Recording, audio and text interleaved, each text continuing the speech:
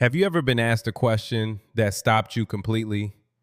Not a question about facts, not a question about your job or your plans, but a question that went straight into your chest and stayed there. A question that made you look at yourself differently. Most of us are not afraid of hard work. We are not afraid of long days or difficult problems. But we are afraid of certain questions because some questions do not ask for information, they ask for truth. Today, I want to talk to you about 3 questions.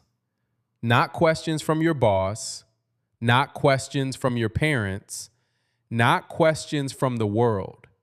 These are questions from Jesus. And one day, you will answer them. I do not say this to frighten you. I say this because these questions are not waiting to destroy you. They are waiting to find you, to see you, to know you fully. This lesson is simple English, but the meaning goes straight to the heart. By the end of this lesson, you will know what these 3 questions are. You will understand where they come from, and you will begin to know how to prepare your heart to answer them, not with perfect words, but with an honest soul. The first question will ask about your love. The second will ask about your life. The third will ask about your belief. Together, they form a picture of who you really are before the one who made you. Here is something I want you to hold today. Say it slowly in your mind as we begin. The questions are not to judge you. They are to find you. Let that sit for a moment, and then let us begin. Before we go to the first question, I want to tell you something important. These 3 questions are not a test that you pass or fail. They are not a final exam where you need the right answers written perfectly on a page. They are something much more personal than that. They are an invitation. Think about the people in your life who know you best. A close friend, a parent, a partner.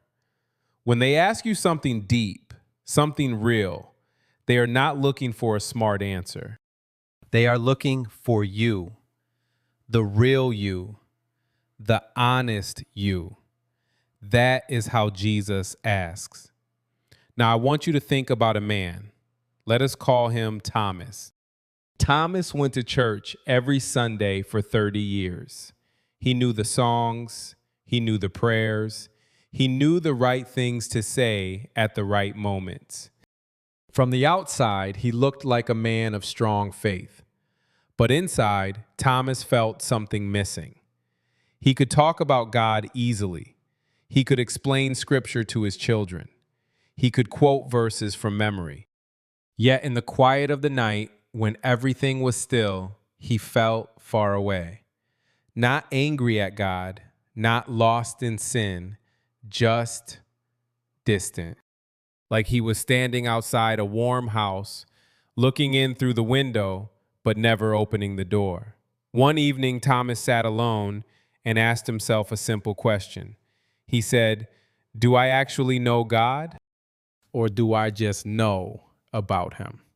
That question changed everything for Thomas because there is a difference, a very important difference. Knowing about someone means you have information. Knowing someone means you have relationship. You can know about the ocean and never feel the water. You can know about fire and never feel its warmth. You can know about Jesus and never truly meet him. These 3 questions that we will explore today, they live in that space, the space between knowing about and truly knowing. And when you begin to understand them, something shifts, not in your theology, not in your church attendance, but in your heart. The questions are not to judge you, they are to find you. So let us go now to the first one. Question 1. Do you love me? It sounds simple. 3 small words. A child can say them. But when Jesus asked this question, it carries the weight of everything. To understand it fully, we need to go to a beach, early morning. The sun just rising over the water, the smell of fish and smoke in the air. It is after the resurrection. Jesus has died and then he has risen. And now he is standing on the shore of the Sea of Galilee. A small fire is burning, fish are cooking on the coals, and Peter is in a boat nearby. Peter, the man who said he would never leave Jesus. The man who promised with full confidence, even if everyone else leaves you, I will not. The same man who just days before stood by another fire and denied knowing Jesus. Not once, not twice, 3 times. Peter rowed to shore that morning carrying something heavy, not the fishing nets, something inside. Shame, regret, the memory of his own failure. And Jesus did not shout at him. Jesus did not list his mistakes. Jesus did not say, "How could you do that to me?" Jesus cooked breakfast. He gave Peter bread and fish. He let him sit. He let him breathe. And then quietly he asked, "Simon, son of John, do you love me?" Peter answered, "Yes." And Jesus asked again, "Do you love me?" Peter answered again. And Jesus asked a third time, "Do you love me?" 3 times, one for each denial, not to punish Peter, but to heal him, to replace each moment of rejection with a moment of reconnection. When I read this, I think about how gently Jesus handles a broken heart. He does not demand. He does not accuse. He asks and he waits. Now think about your own life. If Jesus sat down with you this morning with a fire between you and the smell of the sea in the air, and he asked you softly, "Do you love me?" What would you feel in that moment? Not what would you say, what would you feel? Some of us would feel joy, a deep, settled joy. Yes, I love you, I am sure. But some of us might feel something more complicated. We might feel the gap between the words we say on Sunday and the life we live on Monday. We might feel the distance between our prayers and our priorities, between what we tell others about our faith and what we actually feel when we are alone. This is not condemnation. This is an invitation to honesty. Because here is what Jesus was really asking Peter. He was not asking for a performance. He was not asking Peter to prove himself. He was asking Peter to be real. Do you love me?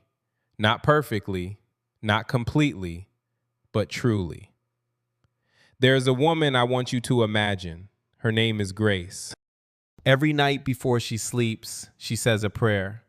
The same prayer she has said since she was a little girl. It is a beautiful prayer.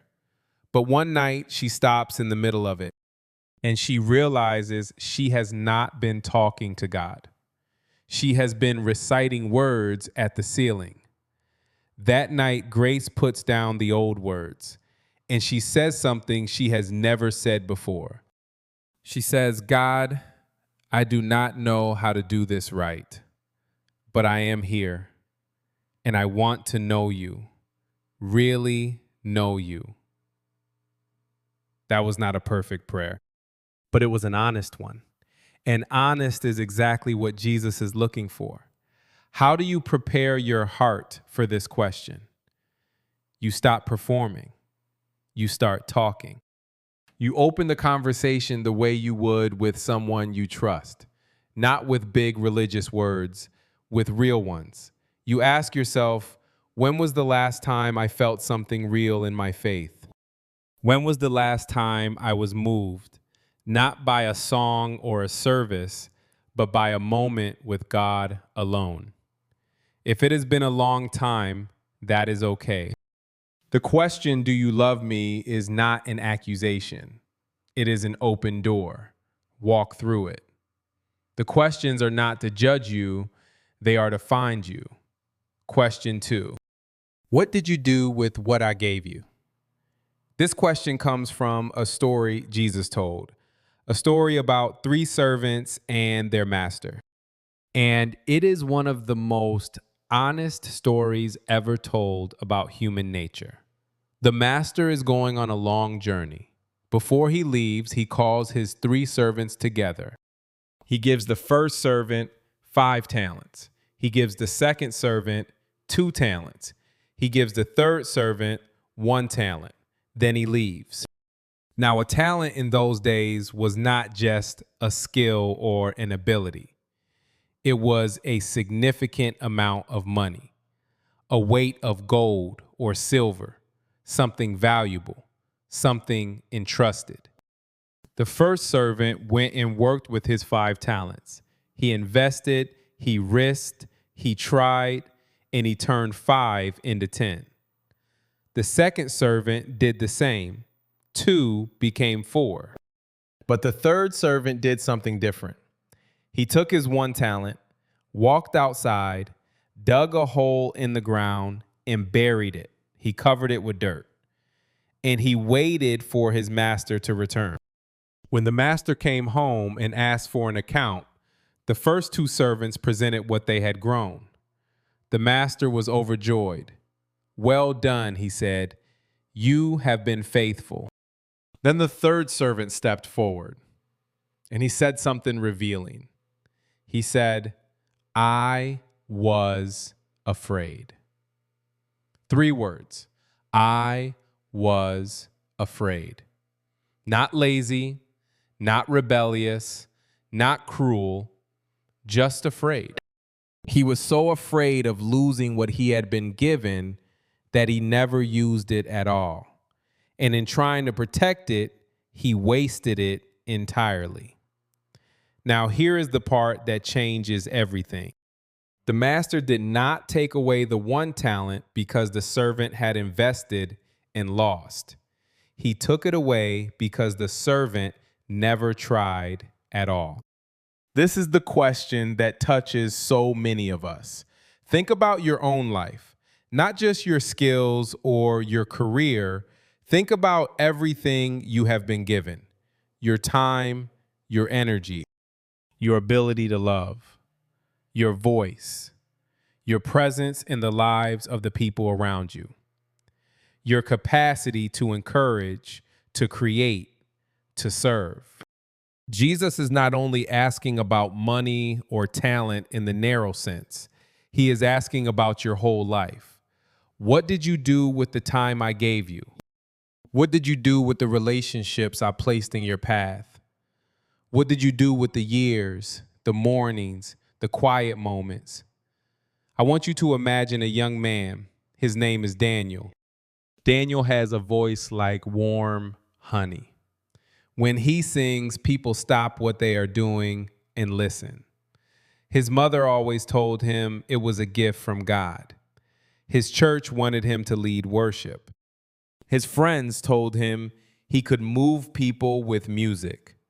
But Daniel was afraid that he was not good enough, afraid that people would judge him, afraid that if he tried and failed, it would mean something terrible about who he was.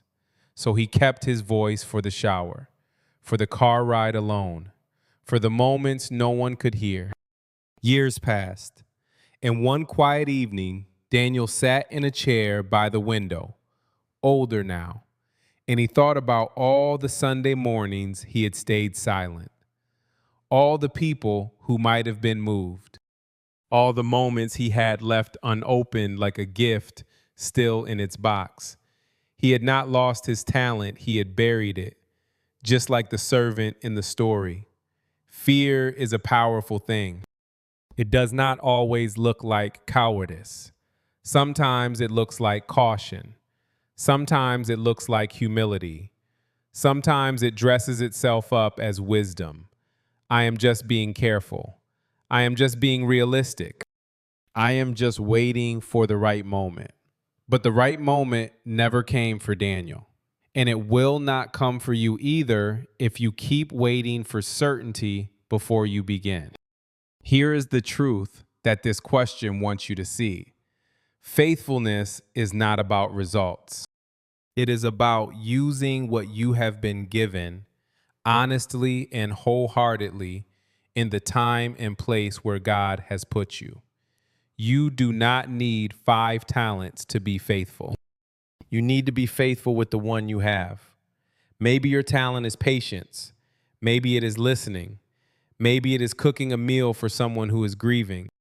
Maybe it is writing or teaching or sitting with someone in silence when they cannot find words. Whatever it is, it was given to you with intention. And one day the question will come, what did you do with what I gave you? How do you prepare your heart for this question? You start today with what you have in the place where you are. You stop waiting to feel ready.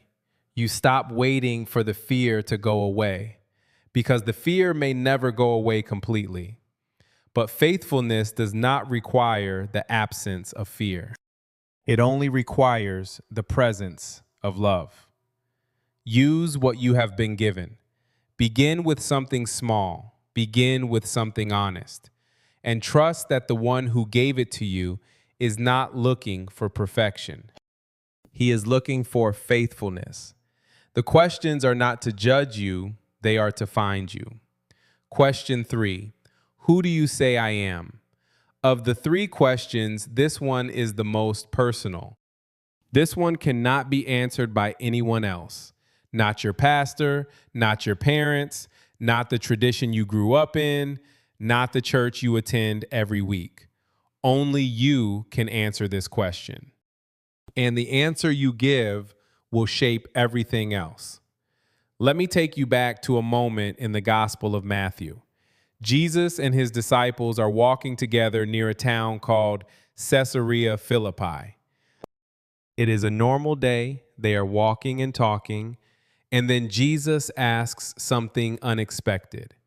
He says, "Who do people say the Son of Man is?" The disciples answer easily. They have heard the conversations.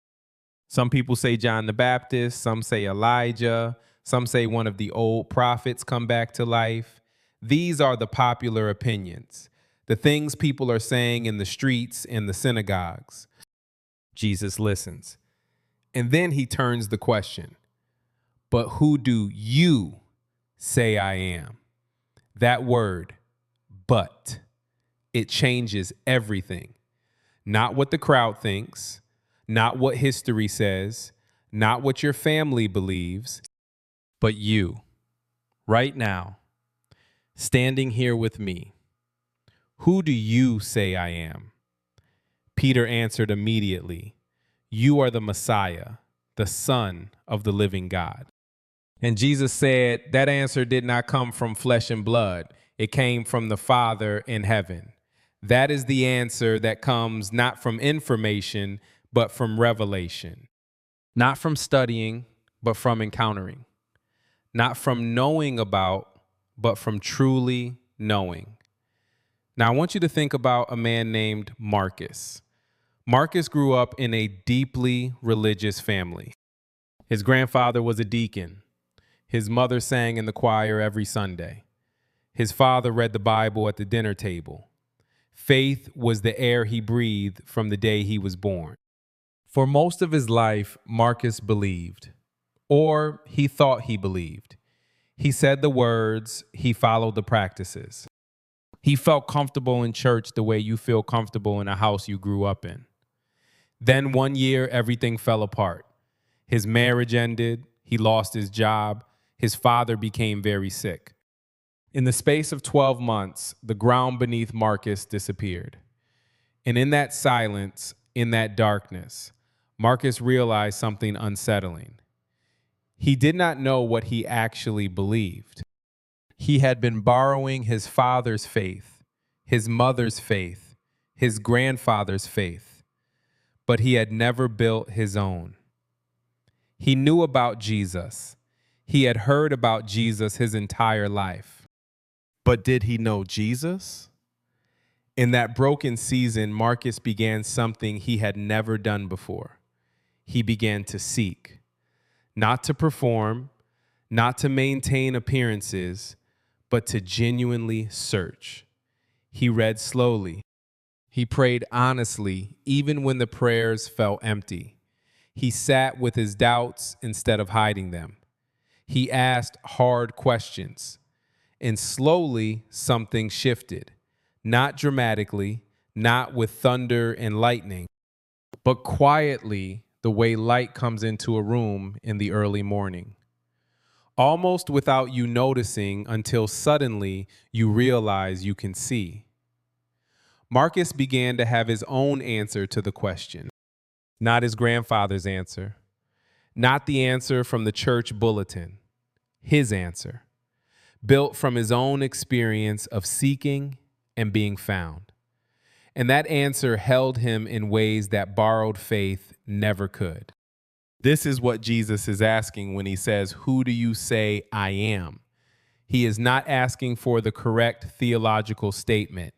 He is asking for your heart's true response. The one that costs you something. The one that you have come to through real seeking, real struggle, real encounter.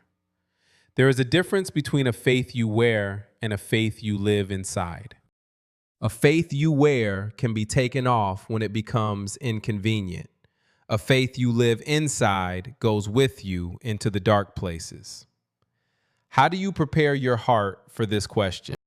You make your faith your own. You do not outsource your relationship with Jesus to someone else, no matter how wise or holy they are. You read for yourself. You pray for yourself. You wrestle with the questions that trouble you instead of pushing them away. You seek him the way you would seek someone you genuinely want to know. Not to pass a test, not to satisfy someone else's expectations, but because you want to know who he really is. And here is the beautiful thing. When you seek with an honest heart, you will find that he has been seeking you far longer. He already knows your name. He is already waiting. And the question he is asking is simply this: who do you say I am? The questions are not to judge you, they are to find you. 3 questions. We have now heard all 3. Do you love me? What did you do with what I gave you? Who do you say I am? Take a moment and let them sit together. Because when you place them side by side, you begin to see something. These are not 3 separate questions. They are 3 windows into the same room, the room of your inner life, the room where only you and God can see clearly. The first question looks at your heart. Do you love me? It asks about the quality of your connection, not the frequency of your church attendance, not the length of your prayers, but the realness of your love. Is it alive? Is it honest? Is it yours? The second question looks at your hands. What did you do with what I gave you? It asks about the direction of your energy, not whether you succeeded by the world standards, but whether you were faithful, whether you tried, whether you opened the gift instead of burying it in fear. The third question looks at your foundation. Who do you say I am? It asks about the ground beneath your feet, not the ground your parents built, not the ground your tradition built, but the ground you yourself have walked on, tested, and chosen to stand on. Heart, hands, foundation, love, faithfulness, belief. Together they form a portrait, not a perfect portrait.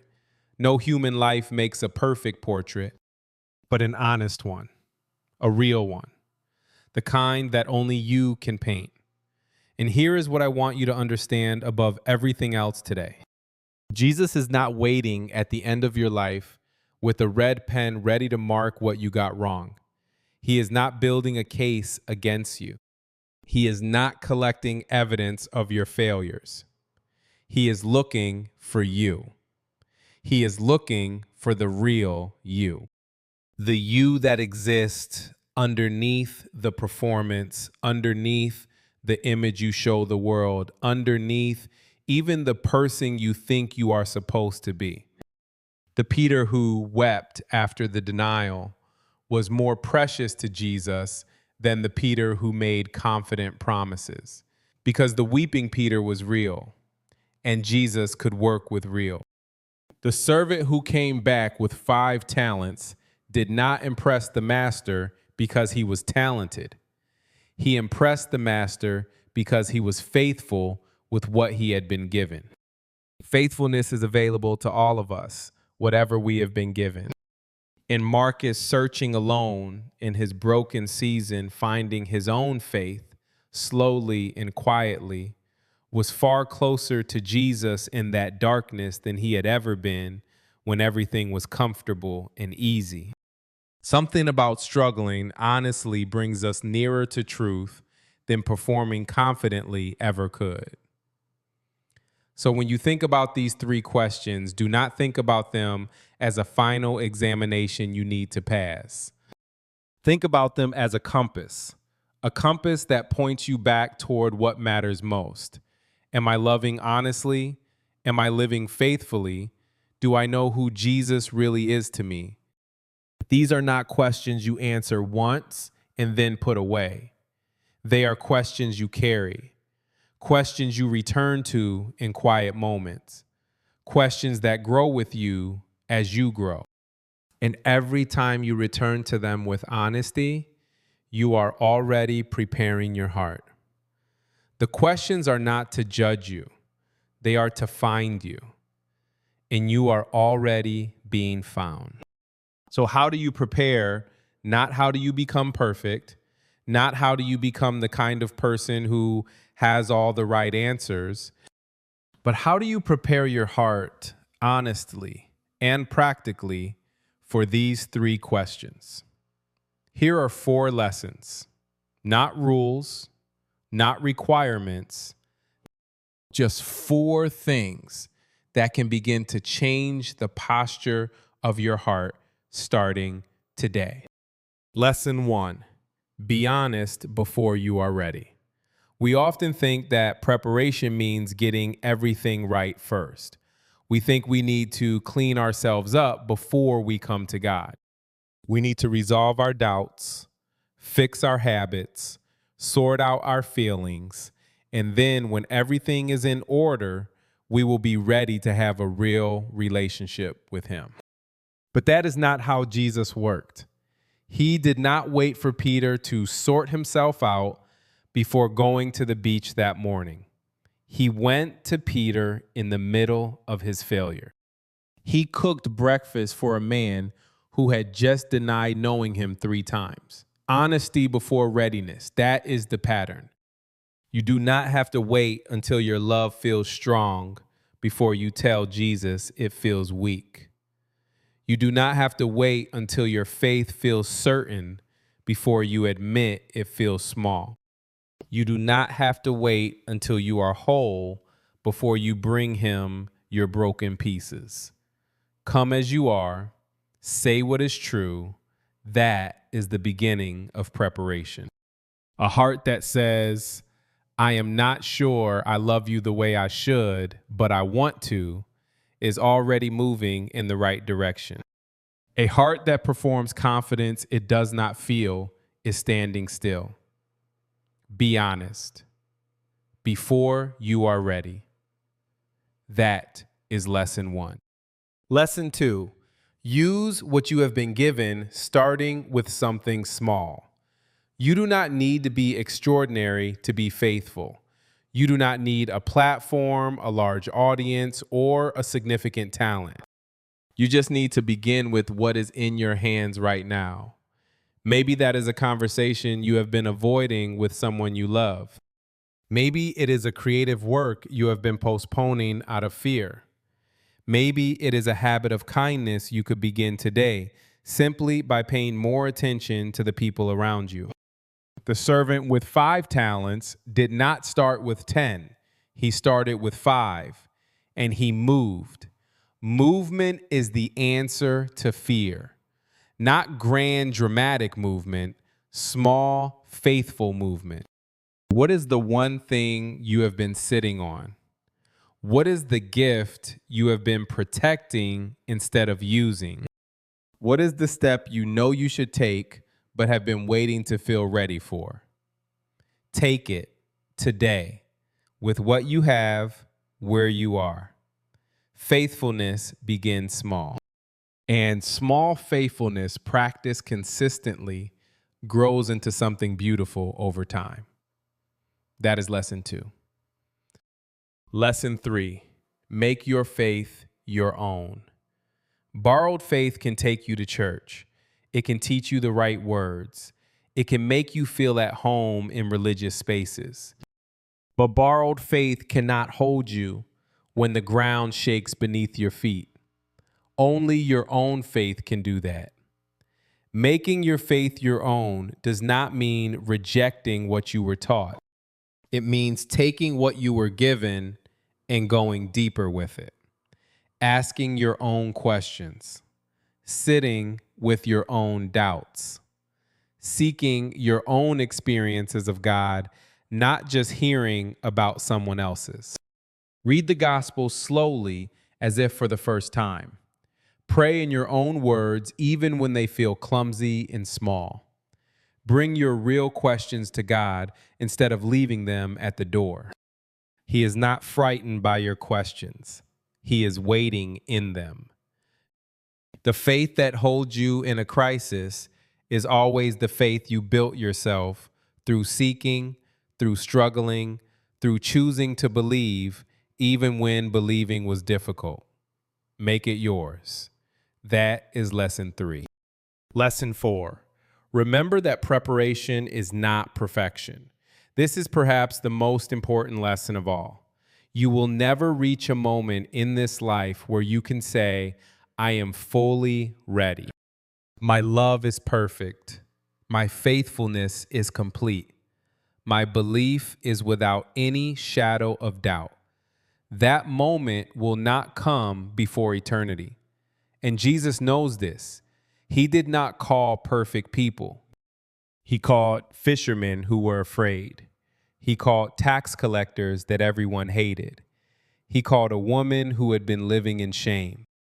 He called a man who would deny him 3 times and then go on to build his church. He calls people who are in process, people who are trying, people who fall and get up and fall again and keep reaching toward him. Preparation is not arriving at perfection. Preparation is the daily practice of turning your face toward him, of choosing honesty over performance, of using what you have, of building a faith that belongs to you. Every day you do that, you are preparing your heart. Every honest prayer, every small act of faithfulness, every moment you choose to seek him instead of hiding. These are not small things. They are the building blocks of a heart that is ready.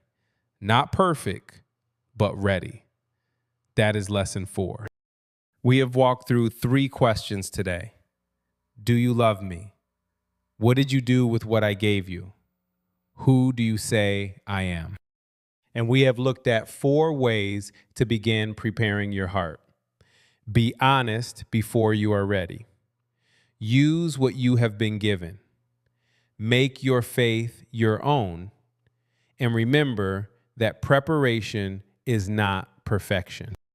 I want to leave you with one final thought. You may not know the day. You may not know the hour. No one does. But you can know your own heart. And a heart that is honest, a heart that is trying, a heart that is seeking, that is a heart that is already being prepared.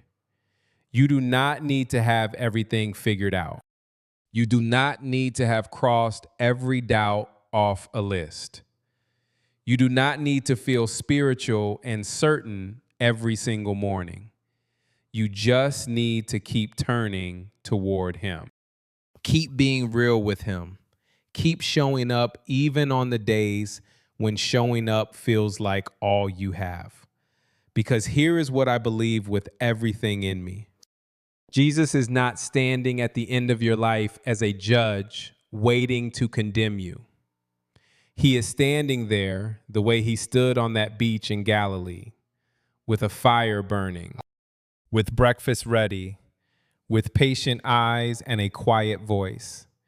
And He will ask you these questions not to shame you, but to see you fully, completely, with all of your struggle and all of your beauty and all of your honest, imperfect love. He already knows your answers. He is asking so that you will know them too. So today I want to ask you something. Which of these three questions feels the hardest for you to answer right now?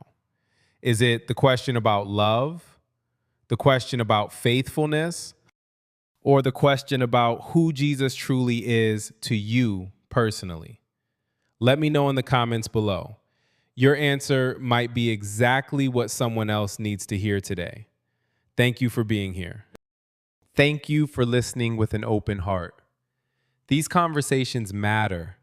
This kind of honest, quiet reflection is rare, and you chose to be here for it. Keep listening, keep growing in English and in faith. Until next time, take care of your heart. It is the most important thing you carry. The questions are not to judge you. They are to find you. God bless you. And I will see you in the next lesson.